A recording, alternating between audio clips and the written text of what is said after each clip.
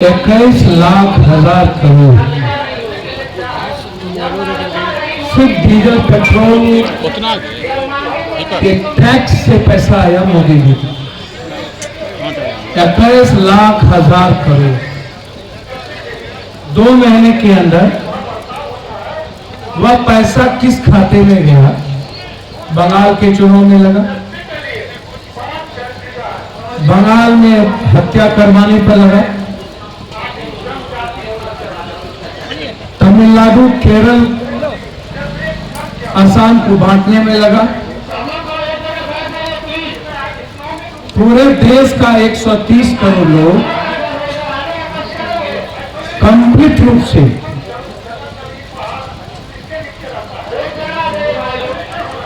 सिर्फ diesel, petrol, gas का ही सवाल नहीं है। लगभग हिंदुस्तान की, चाहे वो 2 रुपये से 50 रुपया प्लेटफॉर्म टिकट हो, चाहे रेलवे की भाड़ा की वृद्धि हो, चाहे आज से हमारे पूरा देश का बैंकिंग कर्मचारी सड़कों पर हो, चाहे भारत की कोई भी संस्था जिसके नौकरी को समाप्त करने के लिए देश की सरकार कंप्लीट रूप से परेशान है।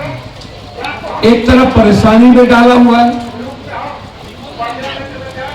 वो कहते हैं कि मैं व्यापार करने के लिए नहीं आया हूं। नरेंद्र मोदी जी, आप बेचने के लिए नहीं आए हैं। आप वर्ल्ड के सबसे, दुनिया में जब से इतिहास बनी, शायद इतना महंगा पेट्रोल दुनिया में आज तक कभी मूल्य वृद्धि नहीं है। ना डीजल की, ना पेट्रोल का,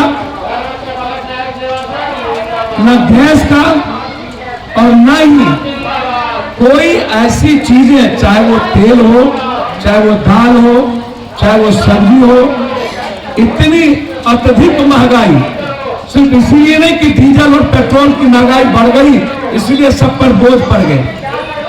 काला बाजारी और यह जो कानून, कृषि कानून जो लाया गया है, इस कानून के तहत हिंदुस्तान में पूंजीपतियों ने कंप्लीट रूप से भारत के उत्पादन की जितनी क्षमता थी,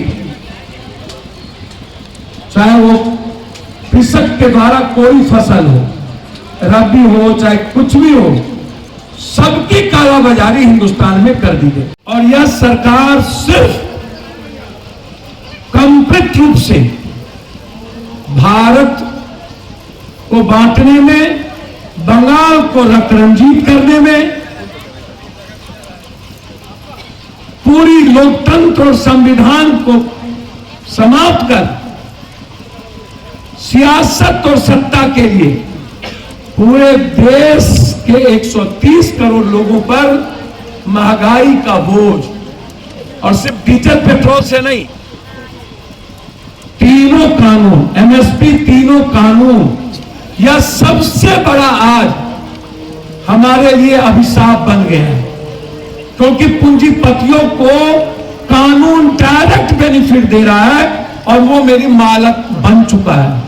हम उसको ना तो थाने में ले जा सकते हैं, ना हम उसको कोर्ट में चैलेंज कर सकते हैं, कहीं नहीं, कलेक्टर के यहां जा सकते हैं जो सरकार का आदमी। तो सवाल महंगाई में यही नहीं है। आज महिला मोर्चा के द्वारा हमारी राज कमेटी से लेकर राष्ट्रीय अध्यक्ष और पूरी राज कमेटी, पूरी हमारी बहनें जो आवाज बनी हुई है पूरे बिहार और देश की, ये लड़ाई यही नहीं रुकेगी। ये लड़ाई कंप्लीट रूप से आज शुरुआत हुई है महिला मोर्चा के द्वारा। जरूरत होगा तो महिला मोर्चा के द्वारा बिहार बंद भी किया जाए। 26 तारीख को जो भारत बंद का कॉल दिया गया है किसानों के द्वारा, जन अधिकार पार्टी और महिला मोर्चा और पूरी प्रकोष्ठ हमारी 26 तारीख को सड़कों पर रहेगी, जिसमें महंगाई भी बिहार का रोजगार भी और सत्ता पक्ष और विपक्ष की जुगलबंदी मस्त है। ये पॉलिटिशियन दोनों हमाम में नंगे हैं, मूल मुद्दे से अलग भटकाने की प्रयास लगातार।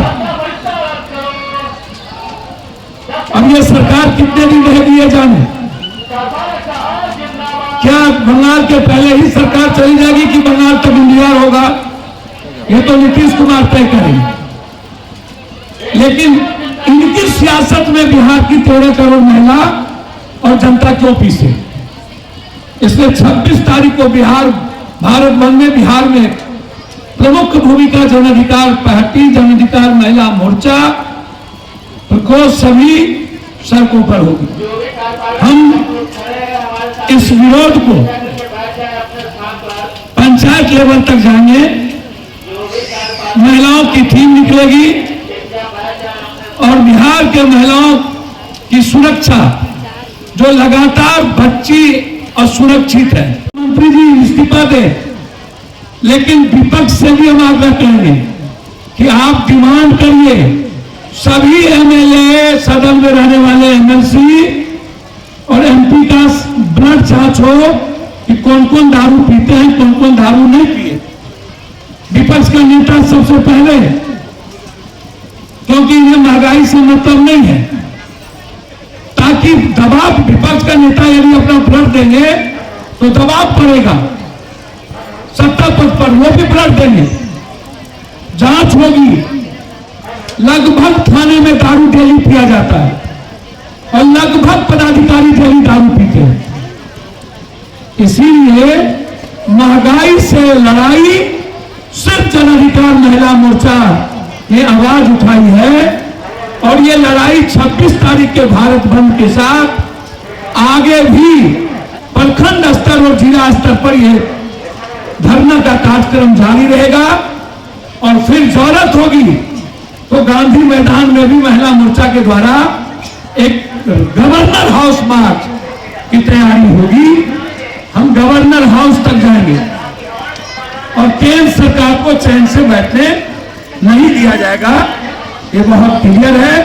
मैं चाहता हूं नीतीश कुमार जी 30 सालों के अंदर जो जमीन की रजिस्ट्री बिहार में हुई है, वो किस किस पदाधिकारी और एमएलए एमपी नेताओं के रिश्तेदार के नाम से जमीन की रजिस्ट्री हुई है, उसकी भी जांच हो कि ये पैसे कहां से आए, शराब के पैसे हैं कि बालू के कि जमीन के, ये पैसे की जांच हो और ईडी से संपत्ति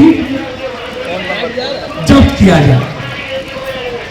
उपेंद्र कुशवाहा जी का स्कूल व्यवस्था बदल गया था और आगे उपेंद्र भाई को हम चाहेंगे अच्छे गए। सही बात है कि आज बिहार में नीतीश कुमार जी के पास यदि वो चले गए और अब आजीवन कहीं नहीं जाएंगे तो उन्होंने अच्छा निर्णय लिया। लेकिन हम चाहेंगे जो मुद्दा था एजुकेशन सुधारने का, बड़ी कृपा होगी बिहार पर कि आप एजुकेशन सुधार दीजिएगा। आपकी सुधार तो अब हो जाएगी और होनी भी चाहिए। उपेंद्र जी गंभीर लीडर है, उस पर मेरी कोई बहस नहीं है, कोई टीका टिप्पणी नहीं है। उन्होंने सही जगह गया जहां उनको जाना चाहिए, भटकते भटकते अपने जगह चले गए, लेकिन अब वहां जाकर अपने मुद्दों से ना भटके, बिहार के एजुकेशन को प्लेटफॉर्म पर लाए तो उनके जाने की सार्थकता होगी।